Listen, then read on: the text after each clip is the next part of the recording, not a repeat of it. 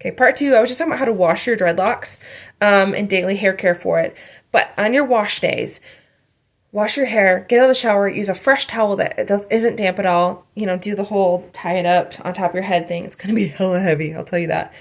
Let it sit like that for a while. It's gonna keep dripping like crazy. So choose to do this. Don't do this on a day where you're like getting ready to go to work. Like do it on a weekend. Do it in the evening, something like that.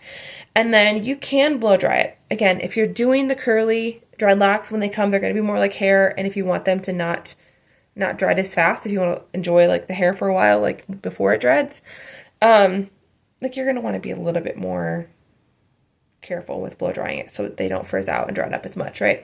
Big things you don't want them to frizz out and separate. So you can blow dry it, do it from a distance. You want to do it on a cooler setting. It doesn't have to be the cold, but a cooler setting. Don't do it on hot. Another option you have is I have this thing. Just wait. This always feels like to me like it's something that our great-great-grandmas would have. So this is a cap that you can get on Amazon. Like, I basically flip my head upside down. I put all my hair inside of it.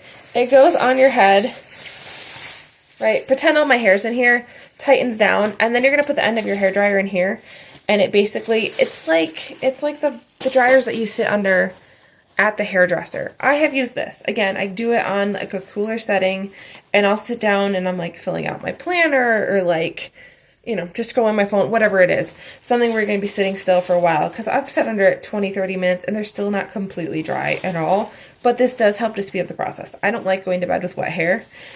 I just think it's uncomfortable and gross feeling. And so I've used this when I've washed my hair at night and want to have it dry before bed. I think that's all my daily hair care things. Again, if you're getting the curly dreadlocks, let me know, because that's going to be, there's like extra steps at first when you're first caring for them, when you first get them. Now I'm at the point where they're super easy and everything I've told you is basically what I do. Now I will have to, usually about every 2 weeks, I go through and I usually leave a set in for 4 weeks fully before I take them out and put them back in.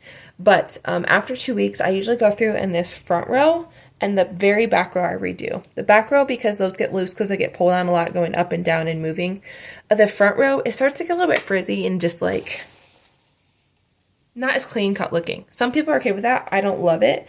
And so I like this to be a little bit more clean cut looking. And so I will go through and redo them. Right now they still look great because they've been in, have they been in a week? I think about a week or so. No, they haven't been in a week. And so they still look pretty good. But let me know if you got the curlies and I'll give you a little bit more details on how to care for them when you get them.